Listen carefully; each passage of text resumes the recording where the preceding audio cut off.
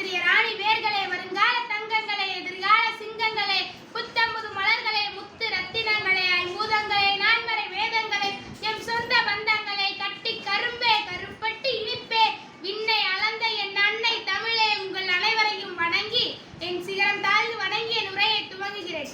வையத்துள் வாழ்வாக வாழ்பவன் வானுரையும் தெய்வத்துள் வைக்கப்படும் என்ற வள்ளுவரின் குரலுக்கேற்ப இவ்வையத்துள் வாழ்வாங்கு வாழ்ந்து காட்டிய பேரறிஞர் அண்ணாவை பற்றி அறிந்து ஆராய வந்துள்ள ஆசிரிய பெருமக்களே, தெரிந்து பூரிப்படைய வந்துள்ள எனது அருமை தோழர்களே, உங்கள் அனைவருக்கும் எனது முதற்கண் வணக்கம். வில்லாற்றல் வீரனுக்கு வெற்றி, பெண்ணின் விளையாற்றல் காதலுக்கு வெற்றி, தேனை சொல்லார் புலவனா புவித்தந்த புரட்சி கவிஞனுக்கு அவனது பாடல் தோறும் உவமை நலன்கள் ஊர்ந்து கொண்டிருப்பதே அவனது பாடலுக்கு வெற்றி. அதுபோல பேரறிஞர் அண்ணா அவர்களுக்கு அவரது பேச்சாற்றலே மாபெரும் வெற்றி. கடமை, கண்ணியம், கட்டுப்பாடு, ஒன்றே குலம், ஒருவனே தேவன், ஏழையின் சிரிப்பில் இறைவனை காண்போம், மாற்றான் தோட்டத்து மல்லிகைக்கு மனம் உண்டு, இப்படை தோற்கின் எப்படை வெல்லும் போன்ற பொன்மொழிகளை வழங்கிய தென்னாட்டு காந்தி என்றும் இந்தியாவின் இங்கர்சால் என்றும் அழைக்கப்பட்ட சி.என். அண்ணாதுரை ஆகிய பேரறிஞர் அண்ணா அவர்கள் சாதாரண நெசவாளர் குடும்பத்தில் நடராஜன் பங்காரம்மா தம்பதியருக்கு மகனாய் 1909ஆம் ஆண்டு செப்டம்பர் 15ஆம் தேதி பிறந்தார். அண்ணாவின் பெற்றோரை விட அவரது சித்தி கொத்தார் ஆசாமணி அம்மாளை அவர் மீது மிகுந்த பாசத்துடன் இருந்தார். நீண்ட ஜடை, காதில் கடுக்கான், நெற்றியில் நாமம், இதுதான் சிறுவன் அண்ணாவின் தோற்றம். அண்ணாவுக்கு பிடித்த சாமி பிள்ளையார். அண்ணா நன்றாக படிக்க வேண்டும், வக்கீலாக வேண்டும், கலெக்டராக வேண்டும் என்று தான் அவரது சித்தி விரும்பினார். படித்துக்கொண்டே இருப்பார். சுண்டல், பொட்டலம், பேப்பரை கூட விடாமல் படிக்கும் பழக்கம் உள்ளவர். அண்ணாவுக்கு அபார நினைவு ஆற்றல் உண்டு. ஒரு தடவை பாடத்தை படித்தால் போதும், அப்படியே ஒப்பிப்பார். தனது ஆரம்ப கல்வியை காஞ்சியில் உள்ள பச்சையப்பன் பள்ளியில் படித்தார். இறுதித் தேர்வில் 2 முறை தோல்வியுற்றார். கல்லூரி படிப்பை சென்னை பச்சையப்பன் கல்லூரியில் படித்தார். பொருளாதாரத்தை முதன்மை பாடமாகவும் அரசியல் மற்றும் வரலாறு துணை பாடங்களாக கொண்டு B.A. ஹனரஸ் வகுப்பில் சேர்ந்து பட்டம் பெற்றார். அண்ணா படிக்கும் காலத்திலேயே பொடி போடும் பழக்கத்திற்கு உள்ளாகிவிட்டார். நூல் பழக்கல் என்னும் பழமொழிக்கேற்ப சென்னை கன்னிமாரா நூல் நிலையத்தில் இவர் படிக்காத புத்தகங்களே இல்லை எனலாம். கல்லூரி மேடை பேச்சில் ஆங்கிலத்திலும் தமிழிலும் பேசி பழகிய அண்ணா கல்லூரி பேச்சு போட்டியில் கலந்து முதலிடத்தில் திகழ்வார். எடுத்துக்கொண்ட தலைப்பிலிருந்து கொஞ்சமும் விலகாமல் பேசும் திறமை, சொற்பொழிவு, மொழிபெயர்ப்பு, பட்டிமன்றங்கள், விதவை மேடைகள், கருத்தரங்கங்கள் போன்ற மேடை பேச்சில் ஆர்வத்தோடு கலந்து கொண்டார். மேடை பேச்சை போல் எழுத்து துறையிலும் சிறந்து விளங்கினார். பல்வேறு பத்திரிகைகளில் அண்ணாவின் படைப்புகள் வெளிவந்தன.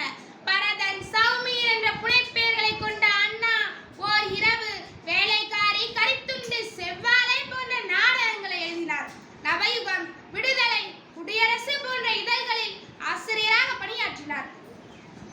தந்தை பெரியாரின் கருத்துக்களால் ஈர்க்கப்பட்டு பெரியாருடன் நட்புறவு கொண்டார். பெரியாரின் மேடை பேச்சுக்களை ஆங்கிலத்தில் மொழிபெயர்த்தார். பெரியாரின் நீதி கட்சியில் சேர்ந்தார்.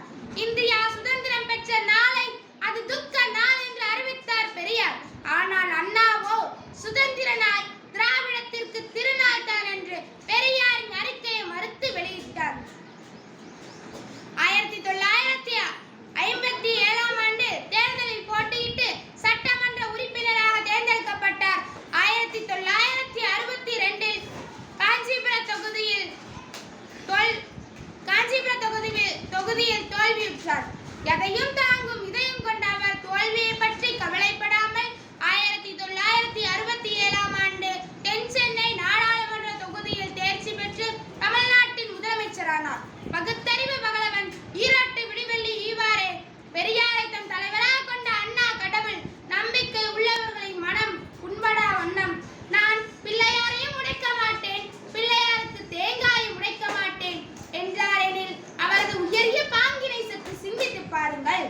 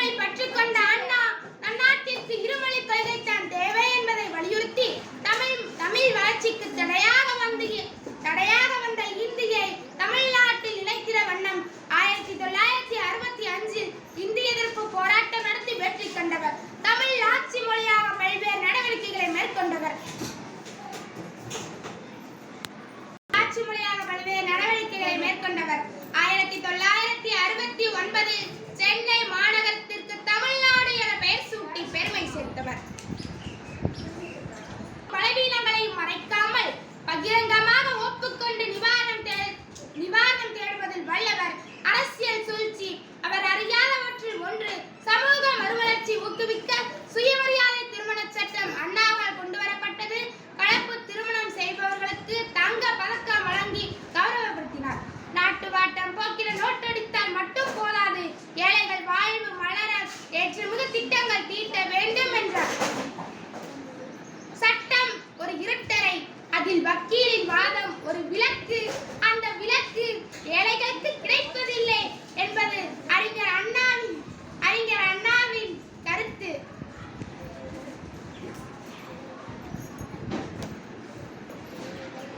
ஏழைகள் வாழ்வில் ஏற்றம் பெற்றிட எரியாத வீடுகள் திட்டம், குடிசை மாற்று வாரியம், இலவச கல்வி போன்ற புரட்சி திட்டங்கள் அண்ணா அவர்களால் கொண்டு வரப்பட்டது.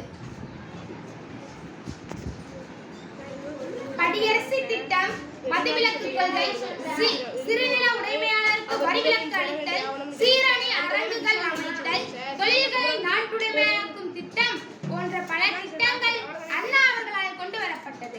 திரைப்பட காட்சியிலே இடைவேளை என்ற சொல்லை முதலில் புகுத்தியவர் பேரறிஞர் அண்ணா.